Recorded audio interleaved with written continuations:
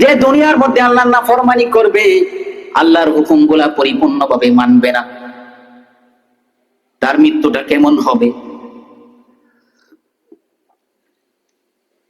আল্লাহ তাআলা দুনিয়ার জমিনের মধ্যে থেকে যখন কোন বদকারকে উঠায় নিবে, আল্লাহ তাআলা মালাকুল মউত ফেরেশতা আজরাইল আলাইহিস সালামকে বলবে, হে আজরাইল, তুমি জমিনের মধ্যে যাও, ওই নাফরমান বান্দাটাকে আমার কাছে ধরে নিয়ে আসো। তাকে দুনিয়ার মধ্যে অনেক নিয়ামত দিয়েছিলাম, তাকে অনেক সুখ দিয়েছিলাম, অনেক ধন দৌলত দিয়েছিলাম, সব দিক দিয়ে আমি তাকে নিয়ামত দিয়ে ডুবিয়ে রাখছিলাম। যাও যাও, তাকে ধরে নিয়ে আসো, আমি তার জন্য কঠিন আযাবের ব্যবস্থা করে রাখছি। আজরাইল আলাইহিস সালাম আল্লাহ তাআলার হুকুমে জমিনের মধ্যে চলে আসবেন। হাদিসের মধ্যে আসছে, আল্লাহ রাসূল সাল্লাল্লাহু আলাইহি সাল্লাম বলেন, আজরাইল আলাইহিস সালাম এমন একটা খারাপ চেহারার আকৃতিতে ওই বদকারের সামনে হাজির হবেন। 12টা মুখ থাকবে তার, 12 সূরাতের আকৃতি ধরবেন। তার চেহারাটাকে এমন খারাপ আকৃতি করে ওই বদকার মুমূর্ষু ব্যক্তির সামনে হাজির হবে, এবং ওই আজরাইল আলাইহিস সালামের সাথে আরো 500 ফেরেশতা নিয়ে আসবেন। প্রত্যেক ফেরেশতার হাতে জাহান্নামের আগুনের তামার বড় বড় পেয়ালা থাকবে। এই তামার পেয়ালাগুলো জাহান্নামের আগুনে উত্তপ্ত হয়ে রয়েছে। আর কিছু ফেরেশতা থাকবে, যে ফেরেশতাদের হাতে জাহান্নামের দুর্গন্ধযুক্ত চট থাকবে, যে চট থেকে জাহান্নামের দুর্গন্ধ বের হবে। ময়লাযুক্ত কাপড় থাকবে তাদের হাতে। আর কিছু ফেরেশতা থাকবে জাহান্নামের আগুনের বেত নিয়ে আসবে। আজরাইল আলাইহিস সালাম যখন ওই বদকার মুমূর্ষু ব্যক্তির কাছে এসে বসবেন, বসে ওই ব্যক্তিকে বলবেন, হয় অভিশপ্ত রূহ, তুমি তাড়াতাড়ি বের হয়ে আসো। ওই ব্যক্তির কাছে, ওই ব্যক্তির সামনে তার যে ঠিকানা, জাহান্নামের দৃশ্যগুলা ওই ব্যক্তির সামনে উপস্থাপন করবে।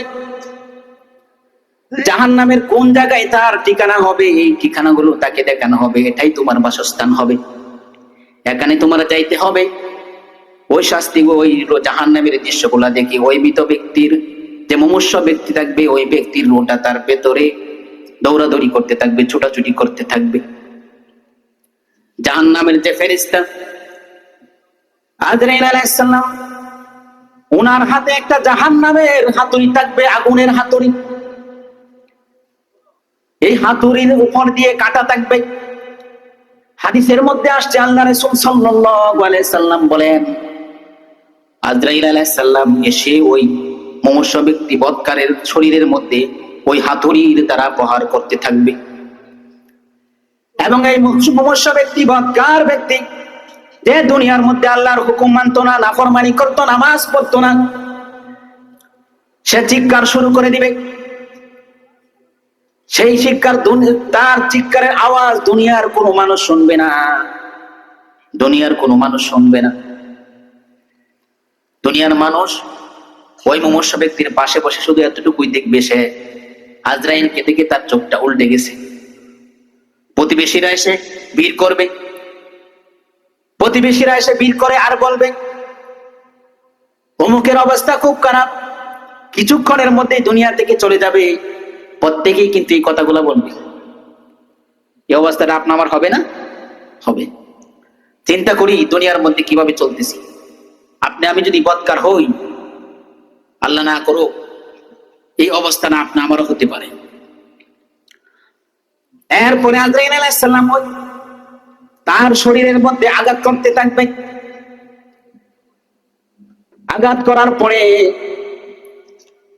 জাহান্নামের যে ফেরেশতারা আগুনের যে বেত নিয়ে আসছে, অন্য ফেরেশতারা ওই জাহান্নামের আগুনের বেত দিয়ে ওই মুমূর্ষু বদকার ব্যক্তির শরীরের মধ্যে জোরে জোরে প্রহার করতে থাকবে, আঘাত করবে। ওই মুমূর্ষু ব্যক্তি অজ্ঞান হয়ে যাবে। হাদিসের মধ্যে আল্লাহ রাসূল সাল্লাল্লাহু আলাইহি সাল্লাম বলেন, আজরাইল আলাইহিস সালাম তার রূহটা যখন তার জানটা কবজ করবে, তার রূহটা বের করবে, তার পায়ের বুড়া আঙ্গুল থেকে রূহ বের করা শুরু করবে। হাদিসের মধ্যে আসছে এমন কষ্ট হবে, এমন কষ্ট হবে, মৌতটা এমন ভাবে হবে, বৎকারের মত এমন হবে, মৃত্যুর এত কষ্ট, মৃত্যুর এত যন্ত্রণা। হাদিসের মধ্যে আল্লাহ রাসূল সাল্লাল্লাহু আলাইহি সাল্লাম বলেন, একটা জীবিত ছাগলকে যদি চামড়া চিলা হয় তাহলে যেমন কষ্ট হয় তার চাইতেও বেশি কষ্ট হবে। আল্লাহ রাসূল হাদিসের মধ্যে বলেন, ওই সময় যদি দুনিয়ার সমস্ত পানিও তার সামনে এনে দেওয়া হয়, এরপরে তার পিপাসা মিটবে না। হাদিসের মধ্যে আল্লাহ রাসূল সাল্লাল্লাহু আলাইহি সাল্লাম বলেন, যখন তার রূহটাকে পায়ের আঙ্গুল থেকে যখন বের করা শুরু করবে, রূহটা বের হইতে চাইবে না, দেহের ভিতরে ছোটাছুটি করবে, রূহটাকে পায়ের আঙ্গুল থেকে টেনে এনে পায়ের গোড়ালির মধ্যে আটকে রাখবে। আর এদিক দিয়ে জাহান্নামের ফেরেশতারা জাহান্নামের মেয়ে দিয়ে তাদের উপর আঘাত করতে থাকবে।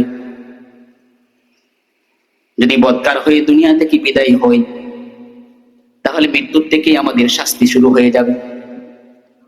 আল্লাহ রাসূল হাদিসের মধ্যে বলেন, ওই রূহটাকে টেনে আনতে আনতে হাঁটুর পর্যন্ত আনবে, হাঁটুর মধ্যে এনে আবার আজরাইল আলাইহিস সালাম তাকে আবার চেপে ধরবে।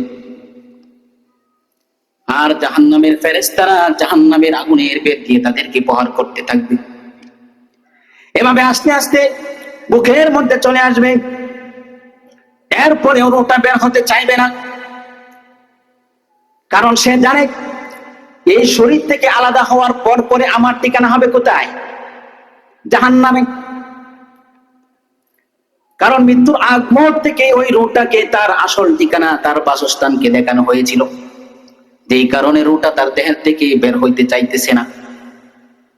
আল্লাহ রাসূল সাল্লাল্লাহু আলাইহি সাল্লাম হাদিসের মধ্যে বলেন, হে আমার সাহাবীরা, বদকারের মৃত্যু এমন কষ্ট হবে, তার রূহটাকে যখন আজরাইল আলাইহিস সালাম বের করবে, বের করার পরে ওই জাহান্নামের পচা গন্ধযুক্ত যে কাপড়গুলো আছে, এই কাপড় দ্বারা পেঁচাইয়া ফেরেশতারা আকাশের দিকে চলে যাবে। ওই রূহটাকে নিয়ে আকাশের দিকে, অর্ধ আকাশের দিকে চলে যাবে।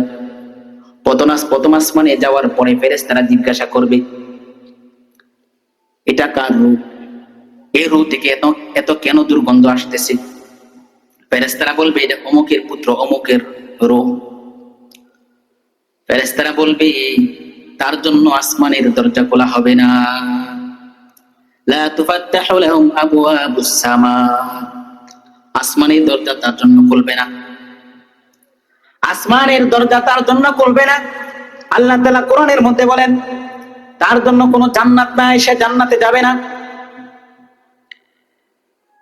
যখন আসমানের দরজা খুলবে না, আল্লাহ তাআলা হুকুম করবেন ওই বদকারের রূহকে আর উপরে উঠেও না, তাকে নিক্ষেপ করা হবে, নিক্ষেপ করে জমিনের নিচে সিজ্জিনের মধ্যে রাখা হবে।